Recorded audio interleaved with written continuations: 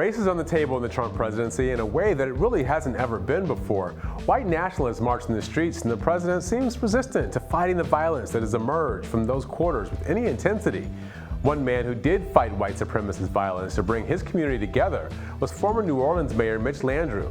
Landrieu was hailed for a unifying speech he gave after bringing down divisive Confederate statues in New Orleans. He wrote a book about it that was my favorite of 2019. Then he came to Hill TV to tell us how much he learned about race during that controversy, despite growing up with the city's most progressive white mayor, his dad, Moon Landrieu. Here's an edited version of that conversation. Before we get started, I have to ask you, first of all, so we can get out of the way, are you running for president? I am not. You're not running for president. Why wouldn't you run for president? Well, first of all, that's a big job. And I just came off of a fairly intense tour of public service for the last 30 years.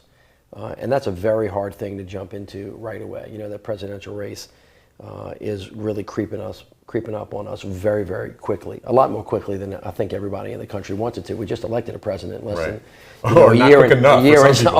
Well, exactly. But from a broader perspective. Yeah. And so really I want to take a little time to think and get some perspective on life and just kind of see where the future takes me, but it's not my intention right now to do that. So the reason why people keep asking you this question is because you gave a speech in New Orleans after bringing down 4 Confederate monuments that it simmered for a while and then it went on boil. If I can be a little New Orleans-y for a minute. And then it went on. It's a good New Orleans word. And it got over. Hot. Can you tell us a little bit about that experience, why you took down those monuments and what was behind that entire movement? Well, the story's long. I'll try to make it short, but as we rebuilt the city of New Orleans after having been completely devastated from Katrina, I mean, we as a people, we as a city, in the historical lens, had to ask ourselves, well, what are we going to build back here? Mm-hmm. We're going to put the city back just like it was. And the people of the city did a really miraculous thing by allowing themselves to stay in pain longer than necessary. Because, you know, when you've had a traumatic event in your life, you just want to act like it didn't happen. Yeah. Somebody in your family died, or you have some traumatic event, and you want to go put it back just like it was and act like it never happened. Well, the people of New Orleans kind of looked at themselves, and we looked at ourselves and said, you know, Katrina did not cause all of our problems. We had 40, 50 years of bad decisions, and we want to build the city back the way it should have always been rather than the way that it was. And in that deep self-assessment, we began to look not only at our public spaces, but the way government worked and the way the private sector, the not-for-profits. And we really had to confront the issue that race continued to be a very serious problem for us. And it became pretty obvious through the preparation of our 300th anniversary and the rebuilding that these monuments were not a reflection of really who we were. They were actually a lie. And they didn't reflect the openness or the welcomeness of how New Orleans has always been, which the world sees as a great, diverse, multicultural city that is open and welcoming. But you weren't always on board with this idea of bringing down these monuments. Actually, I hadn't thought. It wasn't that I wasn't on board. I hadn't thought about it. Okay. And when I was talking to Wynton Marsalis, who's a dear friend of mine, who I asked to help me figure out how to curate the 300th anniversary, he said, well, if you want to be true, if you want to be real, if you want to, you know, live with integrity, you ought to take those monuments down. And I said to him, why would I do that?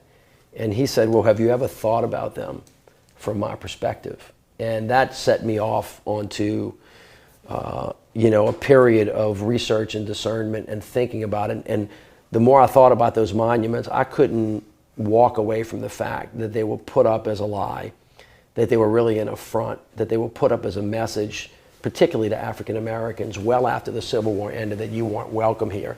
And as we were speaking a little bit earlier, the warmth of other suns, the idea of the Great Migration, how much talent we left because people didn't feel welcome, and how much we lost in the South because of that, it became a compelling thing for me. And then I decided to exercise my authority as mayor and talk to the people of the city of New Orleans, and they gave us permission to do it, so we did. What's interesting to me about this is, you know, you're from a family that had a big storied racial history of progress.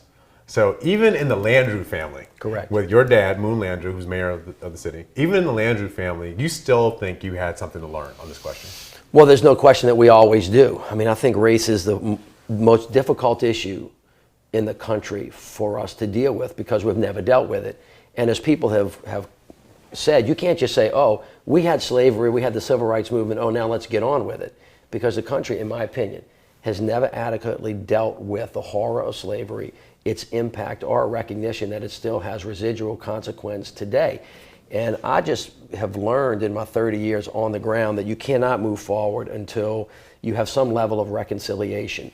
And we haven't really had that as it relates to race in this country. We haven't had a forthright discussion. And on the issue of the monuments, what troubled me the most was that even after I did all of the work that I did on it and basically told people, listen, let's go back and look at what these monuments represent, who put them up, why they put them up, what they meant, so that we actually got the history right, not wrong. They still fought as though for some reason it was so hard to just say, well, I'm sorry, can you forgive me? And it was a really very complicated, difficult thing. And of course, I didn't pull the trigger on this until after the shootings in Charleston. And when that happened, I made a decision that we couldn't let this issue go by anymore. We actually had to deal with these public images that continue to, in my opinion, send a message that people weren't welcome. So if that's what's happening in your mind and in your family, you're going to be privy to conversations I'm never going to be able to be in. What's happening when you go talk to the average white person in Louisiana or Georgia or any other place in the country that you've been traveling around talking about this book? And I saw you recently have a conversation with a room full of mostly white people about race and white supremacy, a word we don't often hear white people say. What happens when you have that conversation with the white folks? What do they say?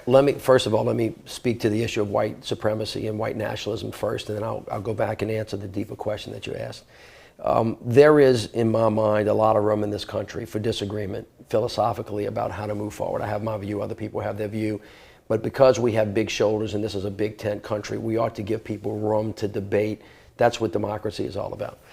But I have a very strong feeling that the issue of white supremacy and white nationalism has to be confronted by everybody in the United States of America, and you cannot give breath to that. And unfortunately, in the last couple of years, that has now risen up. That seed has not been put away. And I think the country, now that we see that, has got to forcefully say there is no false, equality between folks that are white supremacists and white nationalists and other things. That is a thing that will take a nation in a very, very dangerous place, as history has demonstrated over time. Secondly, when I speak to an all-white audience about the monuments, it's not a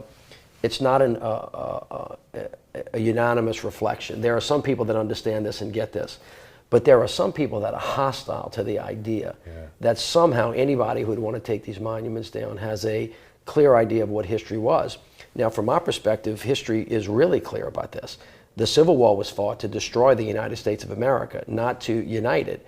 And so I tried to talk to the white people who continue to talk to me about patriotism, about people kneeling for flags and other things of that nature. Right. Then how could you be on that side of that issue if your idea is to support the United States of America? The Civil War was fought to destroy it. So why can't you reconcile those two things in your life?